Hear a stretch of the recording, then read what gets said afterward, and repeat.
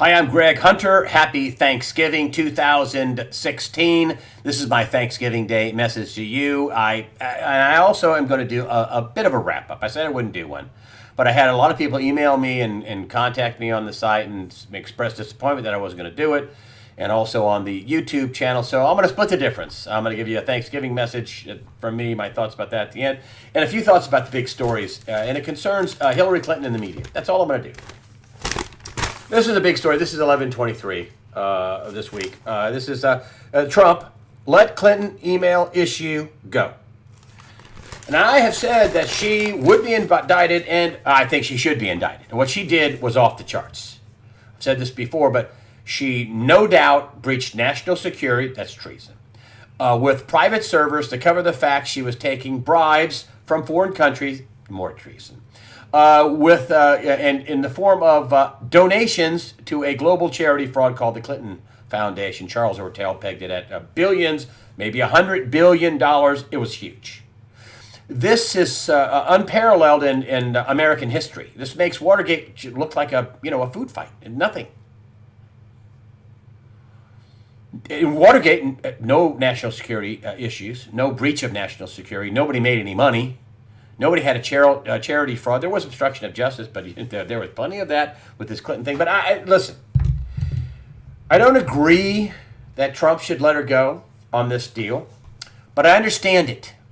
I do understand it. There's even a poll question on there. Do you agree? Yes, no, or no? No. Do you think she should be? You think she should be let off? And the answer is yes, and then no, and no, but I understand it. I answered no, but I understand it. And listen, he's got a lot to do. And I guess when you think about it, could you imagine the drama that would happen with real charges against her, which would include, espionage, things under the Espionage Act, mishandling documents, treason, bribery, obstruction of justice. I mean, there'd be lots of stuff would happen. But could you imagine the circus that would happen? You remember what happened with William Jefferson Clinton? He was impeached, lost his law license, and I did not have sex with that woman. And that depends on what the definition of is. Could you imagine what would happen, the circus that would go on while he's trying to catch his footing? He's got a wall to build. He's got tons of people to fire out of the old administration. He's got tons of people to put in the new administration, not just the cabinet positions, but all kinds of other stuff. He knows that this Wall Street thing is nirvana. But it's a false nirvana. He knows that the bond market is going up. His buddy is Carl Icahn. What was his big quote? Boy, you hold interest rates at zero too long, and this thing can blow up. Well, when you start raising them, it can blow up too. He knows all about that. He's a smart guy. He's got Wharton's business school graduate. Knows all about it. He can see what's going on. The other thing about that, so I can understand why he doesn't want to bite into that poison apple. With all the other things he has to do. He's got Syria, he's got the Russians, he's got he's killing the Trans-Pacific Partnership, he's got China, he's got the SDR and the whole currency thing that is probably a burgeoning crisis according to Jim Rickards. We're going to have at some point the system shut down. That's going to happen on his watch, folks, unless it happens between now and the end of the year. That's just according to Jim Rickards. He's a 3-time, probably now by now, 4-time best-selling author. So Trump knows all this stuff. So I can understand why he'd pass on prosecuting her with just a few of the things that I mentioned. Also, this meeting between, before I go on, the USA Today. I just want to read this to you. This is the USA Today article. Trump let Clinton email issue go. And they talked about how they were chanting lock her up on the road. Just want to read this one thing. Why wouldn't he say, what he didn't say about locking her up was that as president, he would not have the authority to appoint a special prosecutor to investigate Hillary Clinton, much less jail her, as Trump threatened during a debate. That's the jurisdiction of the Justice Department, which is supposed to work outside the influence of politics. I don't know how they wrote that without breaking up laughing. I mean, number one, the Justice Department of the Obama administration with Eric Holder and Loretta Lynch is the most politicized of all time in American history. I mean, she got on a plane with a target of an FBI investigation, a former president, Bill Clinton, and talked to him for 30 minutes. I mean, she broke the law. It was totally politicized. And do you think that Donald Trump, before he hired Jeff Sessions, do you think he may have said something like, well, where do you stand with Hillary Clinton? Do you think we should go after her? What do you think about that? I mean, listen, do you think that a president doesn't have conversations over his attorney general, especially if he's appointing him brand new in administration? He would have the power to do that. So that's absolutely unbelievable. You're talking about how the Justice Department has to work outside the influence of the White House. Please stop. The other thing is, I wonder about this meeting between Barack Obama and President-elect Donald Trump. What did he tell him? Why did it go from 15 minutes to almost 90 minutes? Did he tell him how deep the rabbit hole went? Did he tell him, hey, listen, you could destabilize the whole country? David Morgan brought that up, that you could, this might destabilize the whole country if you reveal too much stuff. Did he tell him that, hey, there's a lot of Republicans and a lot of neocons that are on the other side of this, and boy, you're going to cause a civil war. You're going to cause a real consternation, real problem for yourself. Did he say that? Did he, who knows? Did he tell him that maybe that this was a CIA front? I mean, this is a multi-billion-dollar fraud. And something that big doesn't slip under the noses of Washington, and nobody, doesn't understand what's going on. Listen, the intelligence agencies knew what was going on. Barack Obama knew what was going on. After all, and the mainstream media didn't think this was a story, that he was conversing with Hillary Clinton with his private email address outside the government entity, outside the government's email system, outside that to Hillary Clinton on her unsecured server. So he knew about this the whole time. Why? The intelligence agencies knew about it. Top Republicans knew about it. Top Democrats knew about it. The deep state, if you want to call them that, the secret government that came out in the FBI, WikiLeaks with FBI email releases on that, which mentioned that. So I don't know. I have no idea. Now, this does not preclude anybody else causing trouble for the Clintons. I mean, Haiti. I mean, they collected almost $14 billion. You mean that you don't think that's there's no downside there? You don't think there's a downside that the Clintons, collected billions of dollars on the come, that she was going to be president? It was a sure thing. Remember the mainstream media? Talk more about that in a minute. It was a sure thing. It's over. 2 weeks before, all the publications, it's over. She's winning by a land. Oh, no doubt. They're talking about a sweep of the House, the Senate, and the White House. And, of course, they lost all three, the Democrats. They got creamed. So plenty of other bad things can happen. Plenty of other charges, plenty of other civil lawsuits, plenty of other things can happen. And the reason why they haven't happened in the past is because, she had power. She was going to be president. I mean, everybody gave to her. Everybody was afraid of her. Everybody bowed to her because, she's going to be the next president of the United States. No. So she is not useful anymore to the people that gave her billions, millions, and billions of dollars. You think they're a little PO'd? That they gave her money on the come and boom, she got creamed? She also knows a lot. So she's useless in the dark world, in the deep state. Not useless, because all of her donations are tanking to the Clinton Foundation, the charity. She's useless, not in power, and she knows a lot. That is a bad combination. And I'll just leave it up to your imagination why that's a bad combination. And the final thing, did Trump find out that Hillary Clinton is really sick? Did he find out fact certain?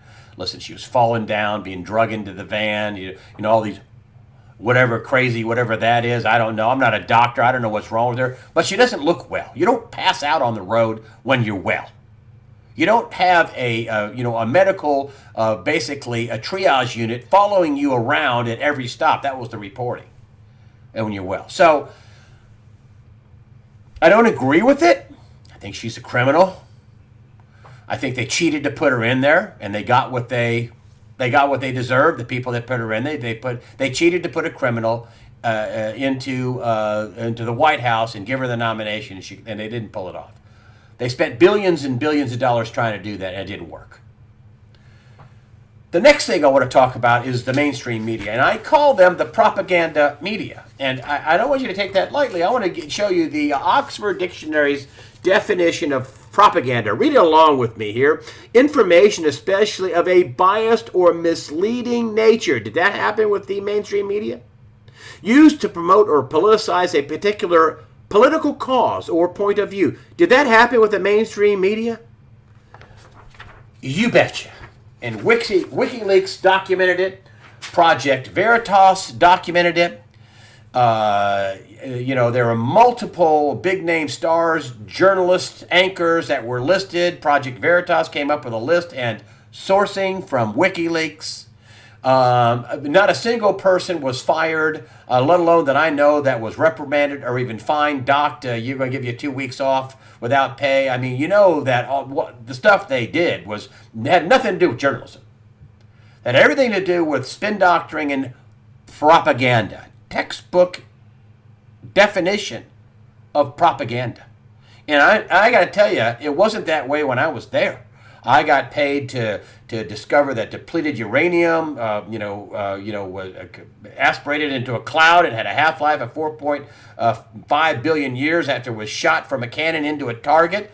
I did stuff on diploma fraud.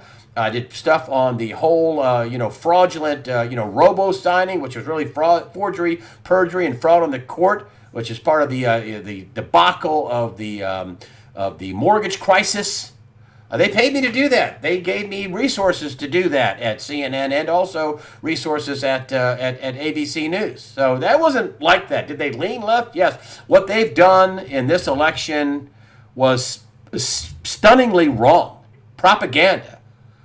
Op-ed pieces saying that it was their duty to stop Donald Trump. No, it was their duty to tell the truth. I talked to Cliff High recently. He's going to be on at the end of the year, give us his preview of 2017, but he did tip me off to this.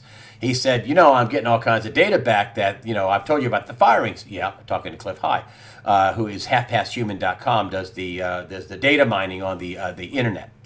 And he says, something else is starting to come up, and that is that after they start these layoffs, there is going to be a lot of media whistleblowers that are going to come and give the real deal, the real story about what happened this election cycle.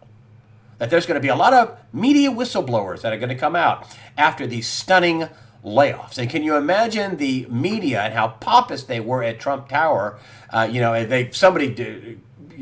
One person described it, reporting on this, called it an effing firing squad. They thought that he was going to come there and kiss their tails, and he was like, no, he dressed them down over how biased they were, including, and they also had a different meeting with the New York Times. These people are pompous. I mean, the New York Times said, yeah, we're going to try to, I'm paraphrasing, we're going to cover things fairly without fear or favor, but we covered the candidates fairly. Unbelievable. And speaking of propaganda, do you think this is propaganda? Do you think this was propaganda, Clinton Nation? This false paradigm that, this Clinton was sweeping the nation. She got creamed. Propaganda. The Breitbart's out, did a little research, and their headline, this on Breitbart, 32 times establishment media and pollsters assured the people of Donald Trump's defeat. This is Breitbart 11/23/16. Another one that I want to show you about is not what they say, also what they leave out. A lie by omission. You've heard about how, you're xenophobic, you're a racist, or whatever. Well, most of America must be a racist too, because they're talking about Donald Trump's immigration policies. Here's this headline. Hidden Ipsos poll. This is a top-line poll company. And they hid this poll till after the election. Public strongly backs Donald Trump's plan to pause legal immigration. He's talking about the Muslims. Well, guess what? 3 out of 4, 75% strongly support Donald Trump's enforcement of immigration laws. You come to this country illegally, you get caught, and you get deported. This is according to their poll. This is overwhelming, but yet they hid it. And, the preeminent defense for libel and slander is the truth. The truth. Accuracy, and the truth. It also can keep you in business. And they did not tell the truth. And I'll just leave you with this. Madam President. This is the Newsweek cover they went all in on. They didn't print two covers. They printed just one because they were so sure that Hillary was going to win. Can you imagine her making Supreme Court appointments? And this is what I'm thankful for. I am thankful she is not making Supreme Court appointments. There's already one open seat. Ruth Bader Ginsburg is about 83 years old. A couple other ones are in their upper 70s. So the next president, Donald Trump, is likely going to make at least a couple of Supreme Court appointments. And if he appoints constitutionally conscious, constitutionally pro-constitutional judges, that to me will save America. Yeah, we will get through this big economic downturn. I know Donald Trump knows that one is coming. He has to. He's not a stupid man. And if you take a look at the rising Treasury market, I mean, it was supposed to peak and come down. Well, it's still at 2.33%.